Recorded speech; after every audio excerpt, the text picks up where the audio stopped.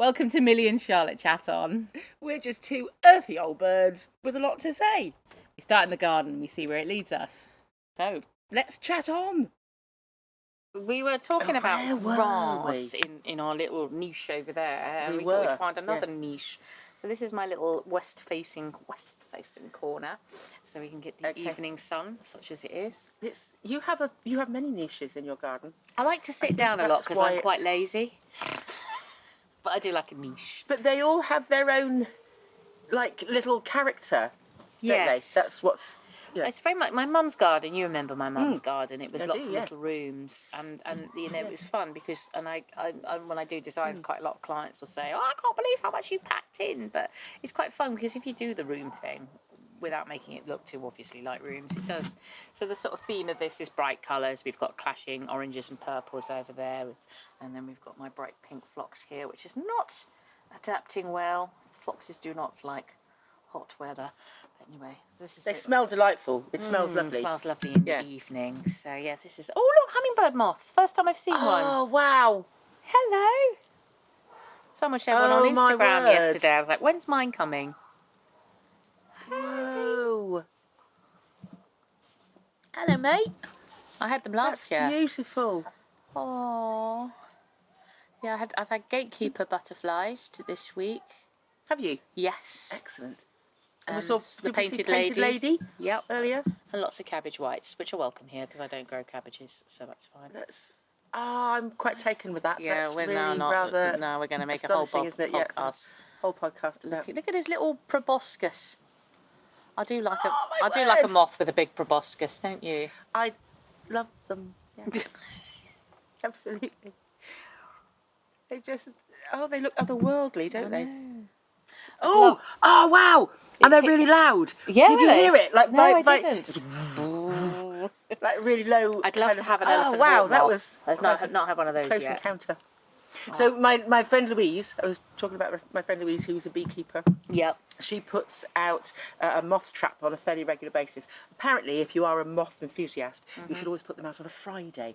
Okay. I don't know why, but nationally... Friday night is moth night. Anyway, so she did this a couple of weeks ago, and I saw her in the pub, as we often do, and she told me about it, and she said, "I've got a few photos, Millie. Would you like to see them?" I said, "I'd love to see the photos." Anyway, 20 minutes later, we're still scrolling through these pictures, and she had 9 elephant hawk moths in her moth trap. So there's there's a picture of, she's got a picture of this moth, and it's on her hand, and it's this big, those big pink and grey ones. Yeah. I couldn't believe it. And I said, "Do you usually get these at this time of year?" She goes, "Yeah, I usually get sort of 2 or 3, but there were 9 of these things in her moth trap." Did you say what sort of circumstance, what kind of things that they like, what things you have to bring into your garden to attract them? I don't know, but she is quite knowleable about moths, and I think for Google. A future episode, not a butterfly. Of the, I know peacock one. The pair of us. Oh, Scratty! Oh, bee. Oh God. We're never going to get anything done. Yes. Elephant hawk moths. Elephant hawk moths. Yeah, I was. It's funny actually. We're talking about how I really love to have elephant hawk moths in the garden, and I often go, "Oh, I haven't got this. I haven't got that in the garden." And then I remember, actually, Charlotte, if you actually sat in the garden and did nothing for a bit, then maybe you would see more. Yes. Yeah. Yeah. I think there's a lot of that. I think a lot of people just don't notice nature because they're too busy rushing around like blue-ass flies. And we're very noisy. We fluff about, and we laugh and we bang things and we scrape gravel, and we make a lot of noise and disturbance. And if we can just be quiet in a little space for a little while, it takes about 15-20 minutes. That'd be a really boring podcast. Well, it would be for a podcast, yeah. But for your own time, and actually I don't know, is that becoming like a rarity to be able to have 15-20 minutes in a day where you are slowed down and not doing anything and not feeling that you have to be productive. You're just being in a space and seeing what's around you. So I think insects they're not oblivious to us, but we'll often have bees and butterflies that will be quite close to us. But if we want to see birds, or we want to see other creatures. I have voles in my garden, for instance. Like I love them little voles. But I don't see them unless I'm still in that space for a period of time. So yeah, we can think that there's nothing around us. Yeah, that's a challenge. That's certainly a challenge for me to be still. Because even when I think, I'm going to be still, I'm like, that needs doing. I'm just going to pull that weed up, and I'm looking at that, going, why is that patch of grass greener than the others right now? Did I seed that? Do I? Oh, and then there's that bit of bind, and then you're never still. Hawk moth thingy. That's a big bumblebee. Big bumblebee. So, but being conscious of that, I think, just being conscious of that constant chatter that we have, and that to-do list that we keep adding to in our guilt minds as well, isn't it? That we have to be doing something. Yeah, the idea that you have to be productive all the time, and yet if you observe everything else around you that is animated by exactly the same life that you are animated by. Everything is going about its business. These flowers, every time something has come and fed on these flowers and they've emptied out their nectar and pollen, well, all of those, they're working quite hard, these flowers. Yeah. But sitting in this space, you don't get a sense of busyness. No.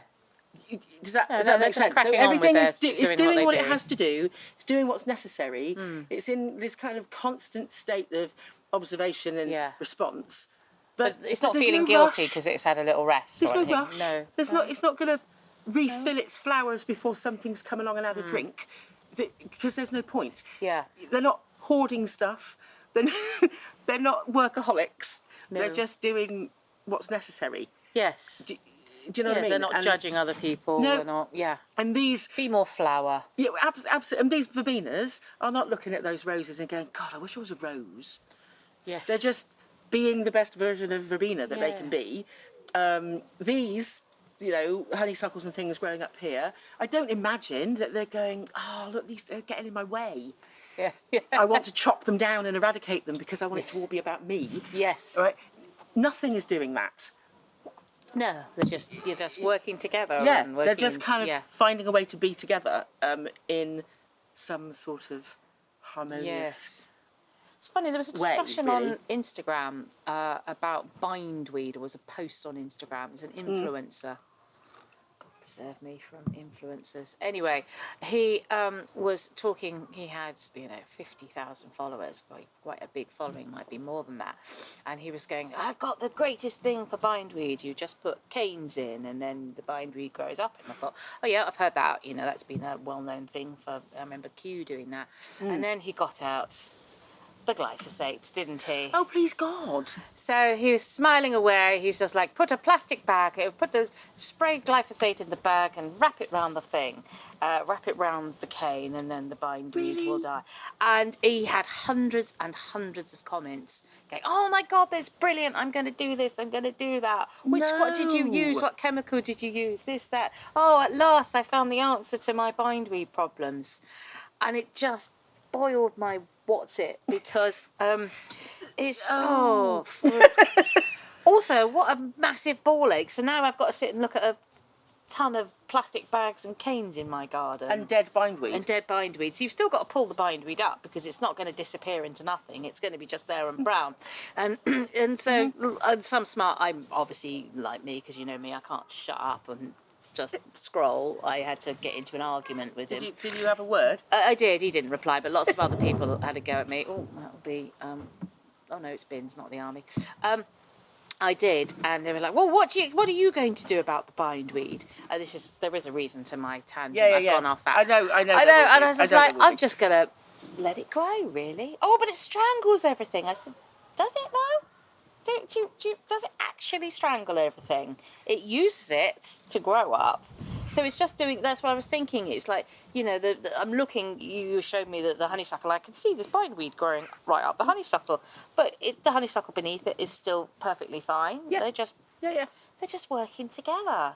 And actually their deep tap roots are probably quite useful for breaking up really compacted soil. Mm-hmm. So, I've got Morning Glory growing in a pot. And why is Morning Glory okay, which is a blue trumpet, but bindweed not. Bindweed isn't. I mean, obviously bindweed is a perennial, and but that's only because of the But we've just come back from Italy, and morning glory's growing like bindweed over there. It is a perennial over there. Yeah. So it's just like it's just really interesting. Sometimes we need to reframe how we look at things. Why is bindweed an issue? Because everyone's told you it is. It is, yeah, and we can talk about any of those pernicious weeds. It's all that kind of language that we use, and I fully appreciate that bindweed grows. It's vigorous. It can be overwhelming. Yeah, I mean, if you're growing vegetables, that might be an issue. For sure. Yeah, it can be quite difficult, and there's something about being curious about its strengths and its value. Yes. So it is really vigorous, and you go, well, where's that vigor coming from? Is it possible to tap that and create something else with it? So we also have that advice about don't compost it because it will grow in your compost heap. But if you take the vines and the root particularly, you put them in a something like a black plastic bag with no light, and just let it become ooze in a bag, so it becomes like a nutrient-rich. Shall I show you what I've done with mine? You can. If Tell you me like. about your ooze. Tell me about. So then it's never going to become bindweed again. No. But that's really nutrient-rich stuff that you can use in your. You can put it back into your I've compost. got. You can stay where you are. Yeah, I'll get the camera on. So Okay. funny that you should say that, because I don't put it. I mean, Charles Dowling says put it in your compost, but I don't really trust that. So I've got this old water butt, another nice butt. This had a crack in the back here, so it wasn't holding enough water. So I just kept it as this piece of art. And then when I was weeding, I was like, oh, chuck the bindweed in here. And then I'm thinking, oh, hang on a minute. It'll then start filling with water, and then I've got a tap. So yes, awesome. I can now. So all of my pernicious weeds go in here, easily chucked. So it's like a compost bin. But it also, and then whenever it rains or if I'm watering the garden, I'll chuck a bit of water in there, or I put quite a lot of brown water, grey water from the washing up or whatever in that. And then, you just turn the tap on at the bottom of the water. And then you've got nutrient-rich fertiliser. Yeah. And also, bindweed vines, the stems, are really quite good for making natural cordage as well. Are they? Yeah. Well, they've already got a twist in them, and so you can strip the leaves off, dry them out, and you can get long stems. So you can make really good cordage. Of course, a natural twist. You can make really good cordage with it. It's strong. You're kind of using the strength of the plant. Yeah. So it's vigorous and it binds around things. So why not tap into that? It's a pollinator. It has, I've electrum, and it's quite pretty. It smells of chocolate too. Have you noticed when you? I haven't got a great sense of smell anymore, but yes, it does. Yes, it does. Yeah. And we used to play those games when we were kids. We used to put them on our noses and breathe in, so they stick to your nose. Thank you. I do remember that, little hats. Yeah. Fairy hats. Exactly. So there's something I think about being curious about plants and what they're good at. Why are you doing that? Yeah, what's going on there? What purpose are you serving? Because nothing's useless in living systems. Nothing's redundant. Do you know what I mean? Everything has a purpose. I mean, I can think of a couple of people in power right now, but But that's because we have developed human systems that don't function by the same principles that everything else is functioning by. And then you end up with redundancy and uselessness and, that kind of level of destructiveness, I suppose. So that's probably another episode when I get on my own soapbox about that. And it's not really about gardening, but it is about, what happens when you don't live and design and do things using the same principles that the rest of life utilises. Yes. You're off beam. You're off beam, and things unravel, and things people don't observe. I think because because you have an inherently inquisitive nature. I've seen you crawling around gardens with a little jeweler's loop. Little jeweler's loop. You always carry it around your jeweler's loop. I wish I had it with me now. That would be exquisite. Oh, that would be so beautiful. That would be really Yes, cool. that's a lovely osteospermum. And as a designer... But the centre of this, through a jeweller's loupe, magnified 10, 15 times, would just be awesome. And I've chosen this on purpose because the purple in the inside goes with the purple of the verbenas, and it brings out the yellow of and the orange of the roses. So it sort of brings... I like how things tie things together. Yeah. I don't know. Nature probably doesn't colour coordinate, but let's see. It's funny Oh because... no, Oh, do they? No, it does. Well, they have a season, don't they? Like spring is always yellow flowers, yes, isn't it? there is that. But I was watching something. I'm trying to remember who it was. It might have been Robin Wall Kimmerer or somebody like her was talking about. There were two particular prairie flowers, and one is purple and one is kind of yellowy orange, and in garden design, that's a kind of a colour combination. It's very fashionable at the moment. Okay. Yeah. But there's a reason for that, because they bring each other out. Yes. Each colour sort of stands out against the other one, and because the flowers are different shapes, different insects are feeding on them because some bees have long tongues and some bees have short tongues or whatever. So these plants grow together. They serve different sorts of insects and they complement each other in colour. So they stand out against each other and they're doing each other a favour, like being a foil for the other one. And I just think that's a really beautiful idea. That, how they work together. Everything gardens. So, difference is Everything actually gardens. a good thing. Yeah. So absolutely. just because, people... Absolutely. Yeah, if only human beings could be like that, Ooh, your skin's colours are different to mine. That's great. We can work together. And, that's right. Yeah, rather than that's you're different, out you go. Yeah.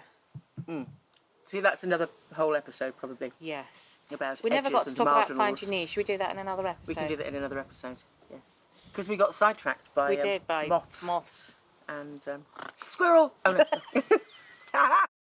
Well, that's us for now. And if you enjoyed it, share it with someone who needs a laugh, or maybe a bit of a nudge. And if you want to follow us, all the links are in the description. Until then, let's chat on.